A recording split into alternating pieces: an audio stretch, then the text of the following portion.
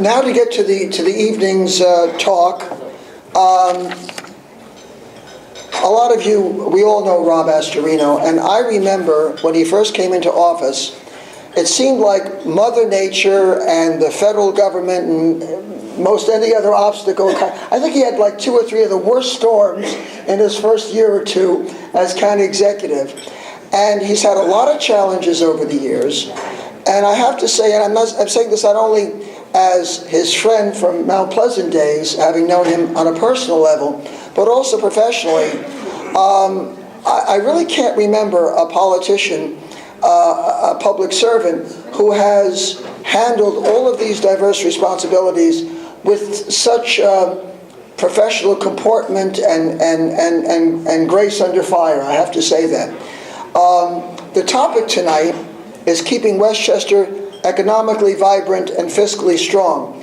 And a lot of us have been following the various projects and being unveiled in the county. The Grasslands project, the North 60 project, the Biotech Center, big plans for Playland, the infrastructure and improvements at Playland, and just going on and on. And also, on top of everything else, keeping a tight budget and keeping the fiscal soundness of the county at the same time. So our guest tonight is George Oros, whom I've had the pleasure and privilege of knowing for many years, first as a county legislator, and then as an executive in the Astorino administration. So now he's Rob's Director of Economic Development, as well as handling his other duties as Chief of Staff. So please give a warm welcome to a very busy guy and a wonderful, wonderful representative and emissary for the County of Westchester, George Oros. Thank you.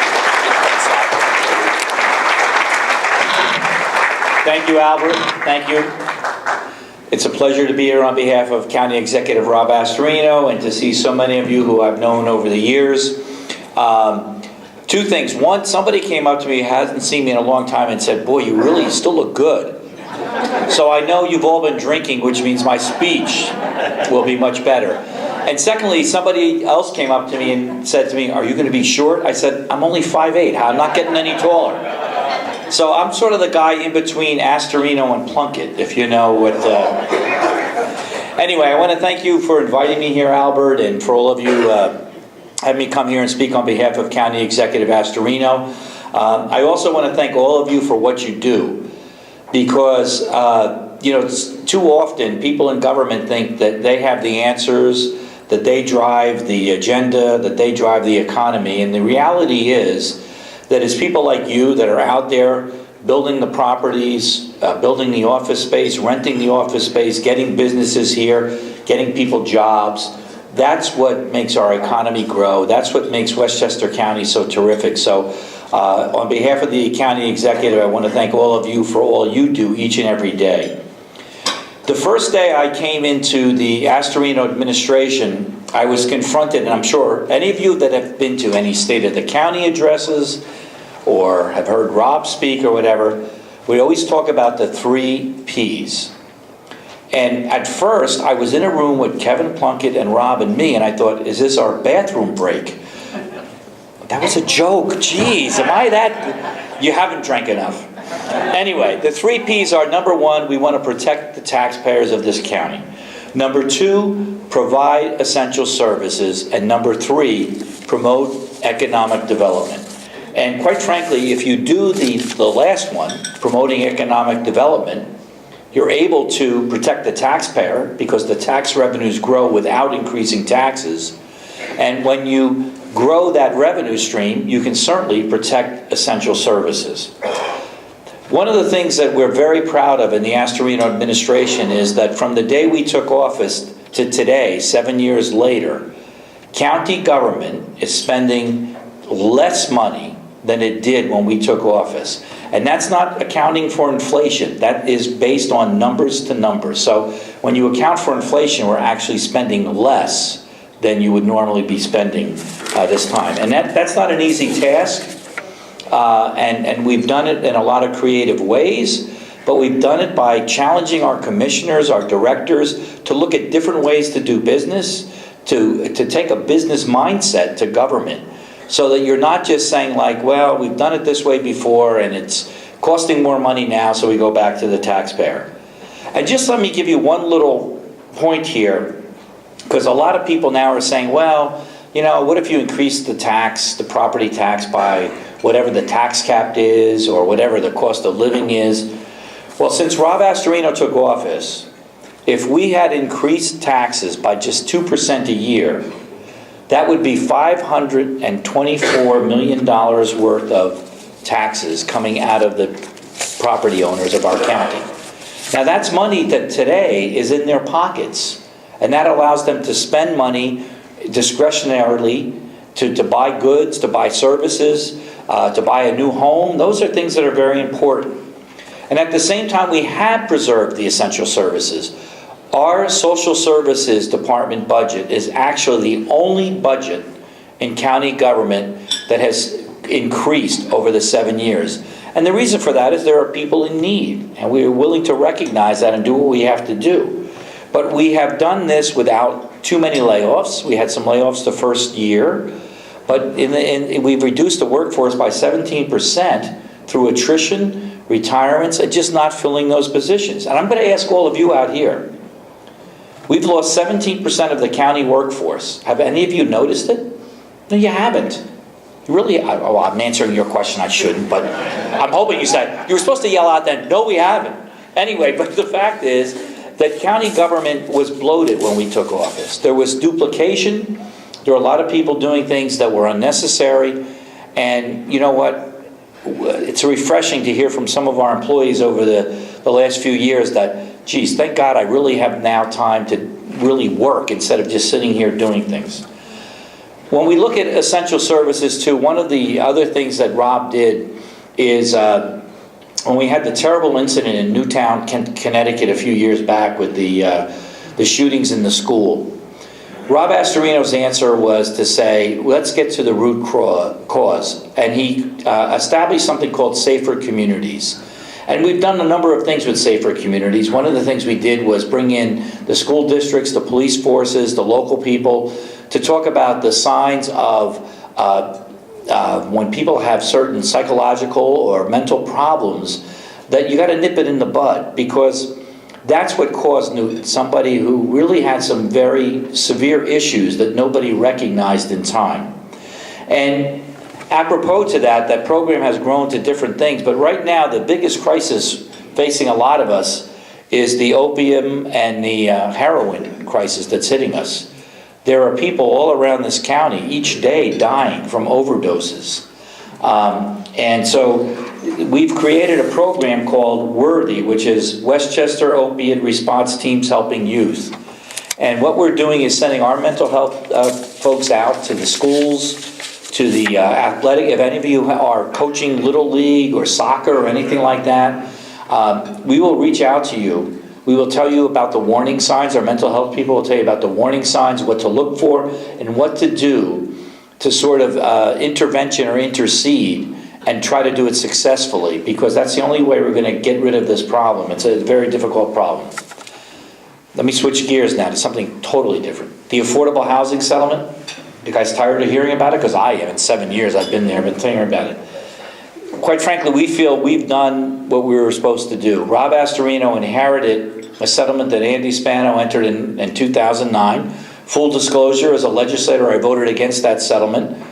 At the time I was on the floor of the legislature, I said I have about 116 reasons against this settlement. Now that I've been in the administration 7 years, I underestimated that by about 100, because there are a lot of reasons to be against the settlement. But the fact is, we inherited it and we've done it. We were required to build 750 units of a fair and affordable housing within the years, the 7 years with benchmarks. We met every benchmark, and we are proud to say that at the end of 2017, we actually had 790 units of affordable housing.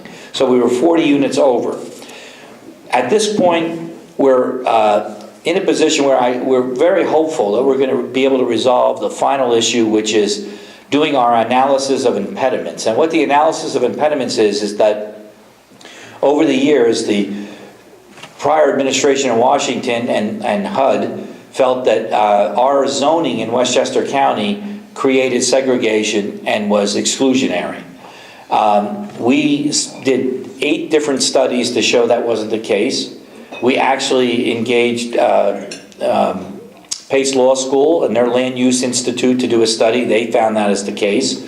We finally got to loggerheads last year with the feds, and they actually agreed to, and the federal monitor and the court agreed to a firm, I wish I could remember, what is it, AD? Or VHB. VHB did our analysis of impediments. They were approved by all of them, and they came to the same conclusion that we've been coming through for 7 years, is that there is no exclusionary zoning in Westchester County. Sure, there are barriers for certain people to buy certain housing, but those barriers are based on their income and the economics. It's not based on race or ethnicity or anything else like that. And so that's the final barrier, and we believe we're very close. We got the last letter back in response to our last analysis from HUD, and there's a few things we may have to do, but I think we're going to end that, and that'll be the end of that. I want to talk about the Indian Point settlement and what happened at the Indian Point nuclear power plant. As a county legislator, I live 5 miles from Indian Point. I have represented that district. I live in the town of Cortland, and I've lived with the power plant. I bought my home there knowing it's there. In fact, quite frankly, I was more concerned about the fact that my home is 2 houses away from the Algonquin pipeline, and then about a half mile away, the Croton Aqueduct goes under that pipeline. And so when everybody after 9/11 was concerned about Indian Point, I said, is somebody watching where this gas line crosses the aqueduct? Because if a terrorist wanted to really do damage, planting a small bomb there could do a lot more than attempting to hit Indian Point, which would be very difficult to do. So the governor, Riverkeeper, and Entergy entered an agreement, and it really caught all of us off guard, totally out of the blue, to close Indian Point within 4 years rather than renewing the license. Now, Entergy have been trying to renew their license for several years. The state has been fighting it. Cuomo had been fighting it for a long time. And the only reason for this lawsuit that you may have heard about that the county executive is bringing, it has nothing to do about keeping the plant open. It has nothing to do about whether you want nuclear power or don't want nuclear power. It has to do with procedures. And you folks in this room are probably more familiar than any other group about procedures. And that procedure is secret. You have to, you want to add a deck to your house, your building inspector in your town has to do a secret determination. When we vote on contracts at the County Board of Legislators, we have to do a neg deck on secret because the contract may or may not affect the environment. This agreement was done without any secret review, and that's what this lawsuit's about. And the reason for that is, even though the governor's put together some kind of task force, that's at the whim of the governor. It has no weight of law at all. And what the county executive is saying, we need to have a secret review of this agreement. And it should be done before an agreement is signed, by the way. If you read the secret law, it has to be done before a permit is issued. You folks all know that. You can't get a permit without the secret review being checked off. There was no secret review of this. And the secret review would take into account not only the environmental impacts of this, but the economic impacts of this. I mean, where I live, my town is going to have a $5 million tax hole. The county of Westchester is going to have a $5 million tax hole when this plant closes. The village of Buchanan is going to lose half of their revenue. The school district up there is losing 25%. So what's going to happen with that? What's going to happen, more importantly, for all of you that don't live up there, to your energy? We're now paying a surcharge to subsidize nuclear plants up north, and now we're going to probably pay another surcharge to subsidize the fact that we're closing a nuclear plant down here. That plant provides 25% of our energy in this area. And the solution is conservation, which when we have a growing economy, I don't see how that much conservation is going to come about.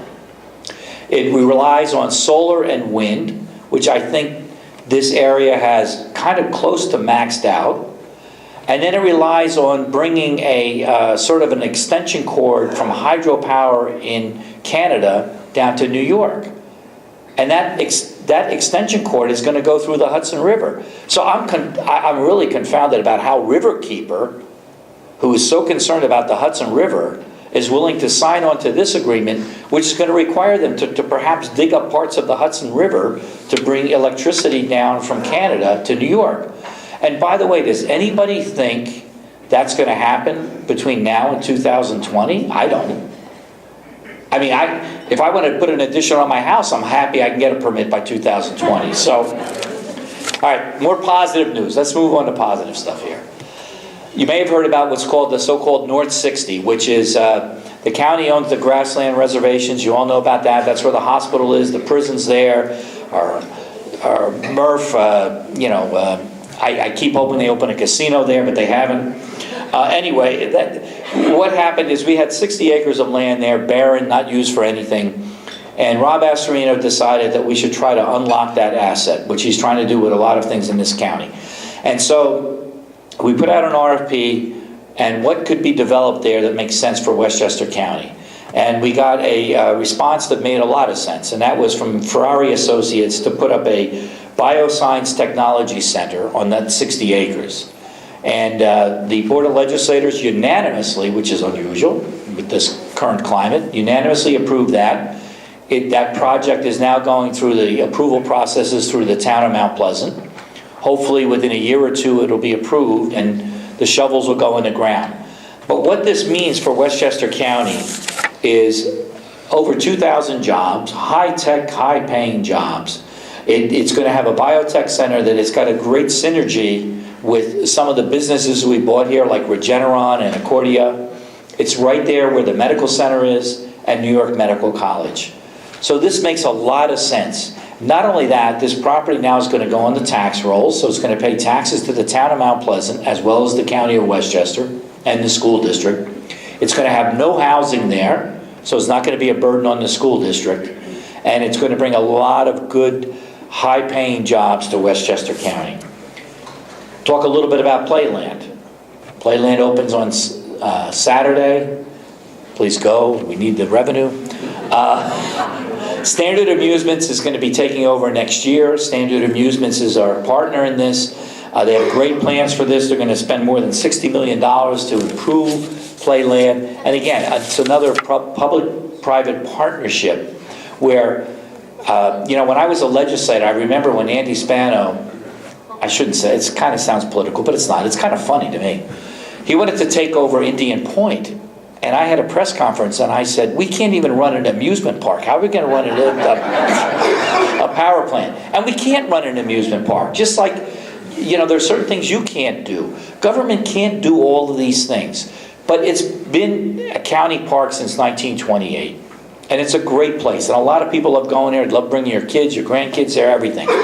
But that's not a core function of county government. And so we've got a deal here now where Standard Amusements is coming in.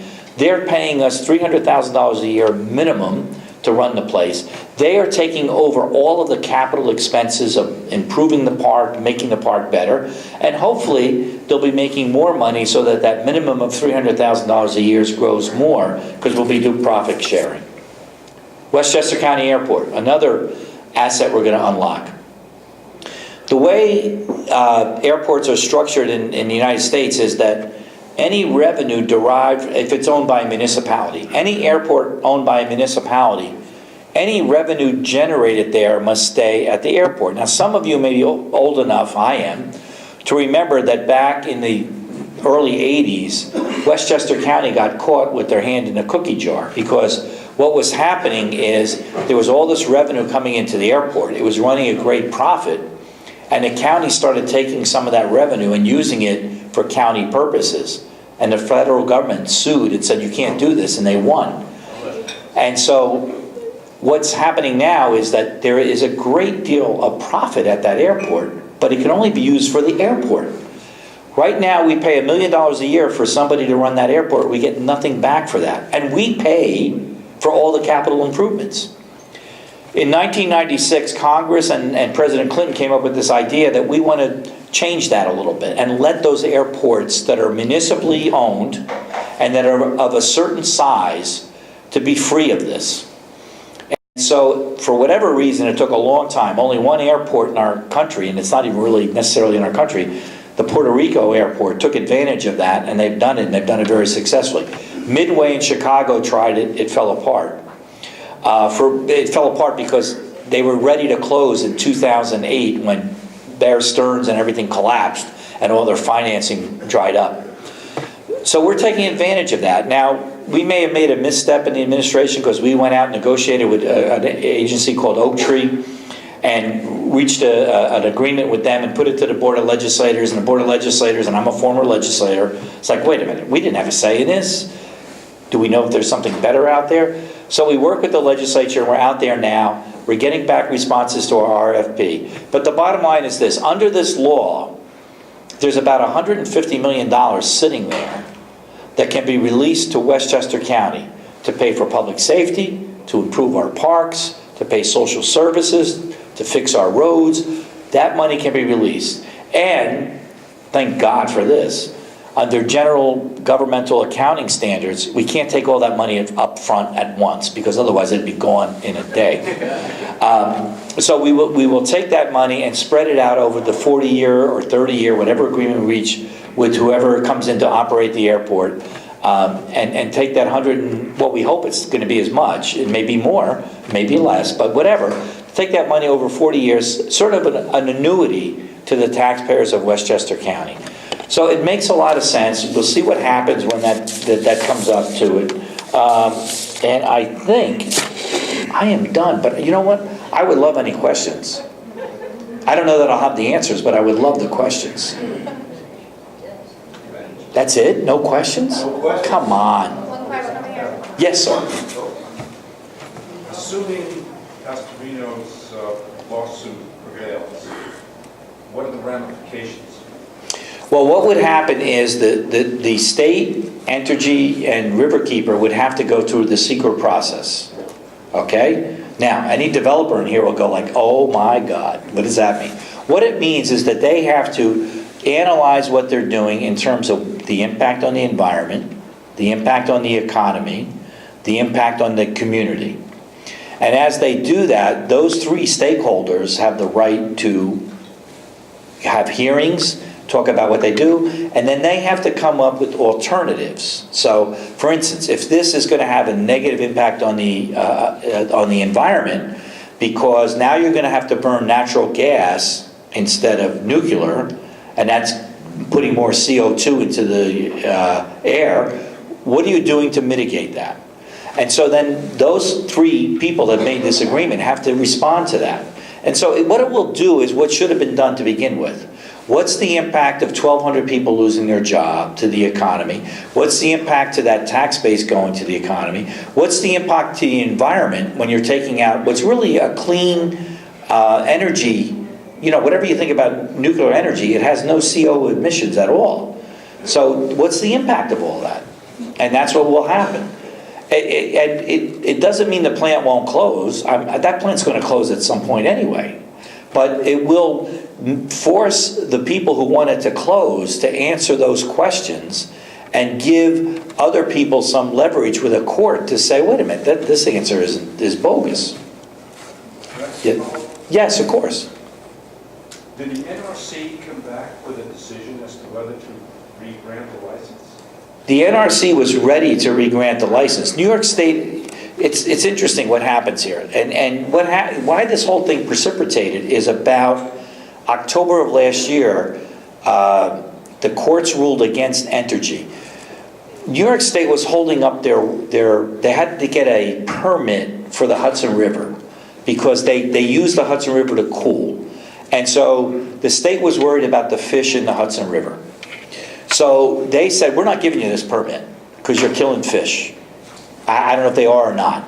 And I don't eat fish, so to me, it doesn't matter. Anyway, so you have this, okay. So the state's proposal was, no, what you got to do is build these huge cooling towers. These cooling towers, 16 feet high, huge, they were like unbelievable. And Entergy said, we're not going to do that. So they went to court and challenged that. In October of last year, the court said, sorry, the state trumps you.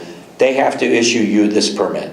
At that point, Entergy knew what are we going to do here? We're not going to build these things for $1 billion that the community would fight. They wouldn't want those towers there.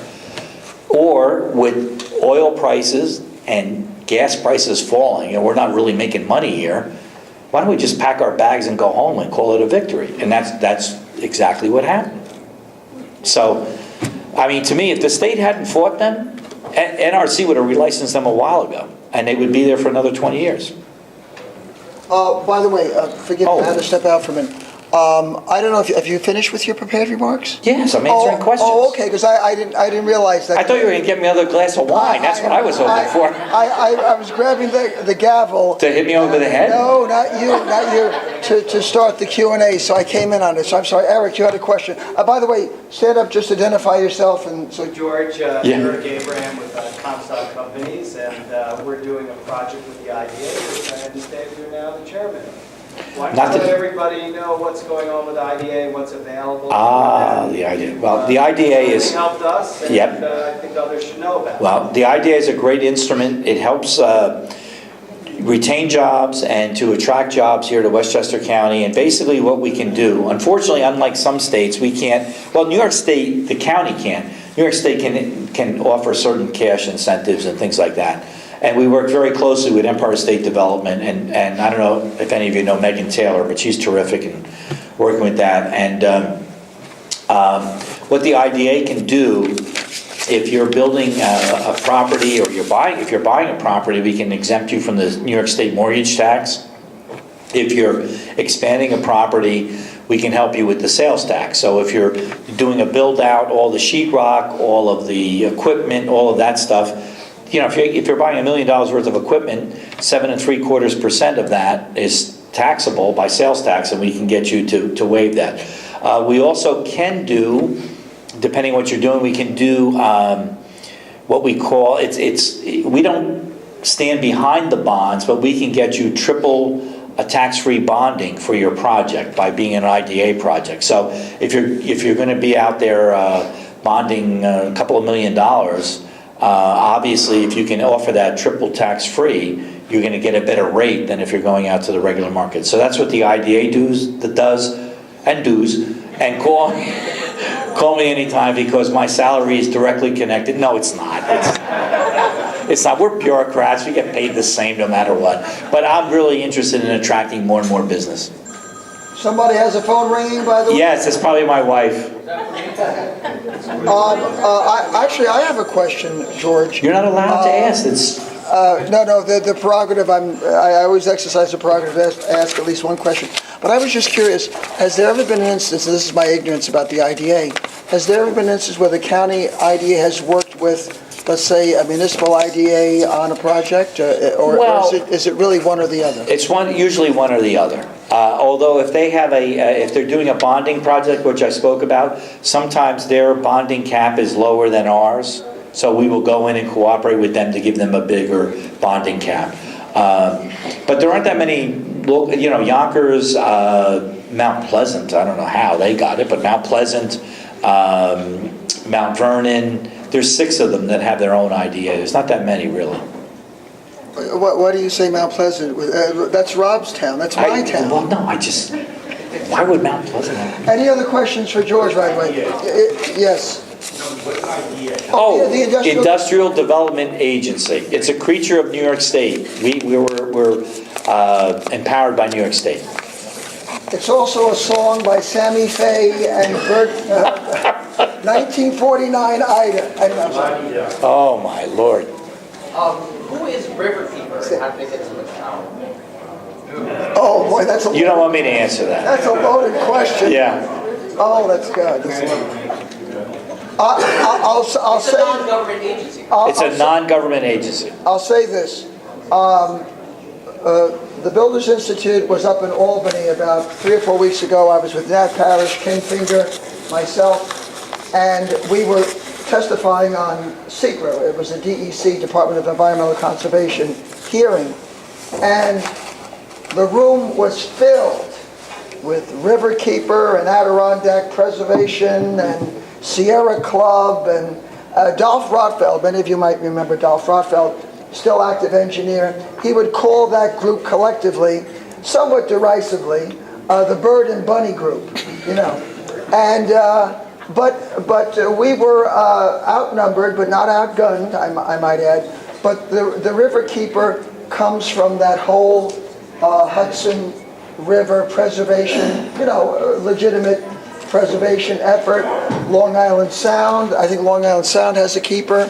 So, you know, we're surrounded by water, so we're surrounded by water keepers. He's talking, I'm looking at closing the bar. Oh, George, what would you like, George? A white wine. A white wine, thank you. Make that two, George. Oh, Any other questions? all right, any other answers? I'm always looking for answers, but listen, I just want to say to all of you, if you do hear of a corporation or a company, even if it's a small business wanting to relocate to Westchester or somebody wanting to expand here, please reach out to me. You can get me through Albert, or you can, I don't want to throw out all this, but you go on our website, you can find me. It's not that hard to find. But we really are looking to create as many jobs as possible here in Westchester County. That's what it's all about. We're very proud of the fact that we created 40,000 private sector jobs in the last 7 years here. And we want to keep that going. And you guys are the folks that bring that about, not government. We can help you. We can do little things. And the other thing I want to say to all of you too, my background was a lot in local government before I took on this additional role. And if any of you have a situation with a local community, getting permits or getting something done, don't hesitate to call me. And I'll be honest with you, you can call me and it may be a particular municipality and I'll say, God bless you, good luck. I'll say a novena for you, I can't do more. But there may be some where I can make a phone call and help you out just to, you know, get your process moving along a little bit. So keep that in mind. Thank you. By the way, this was a lot of fun.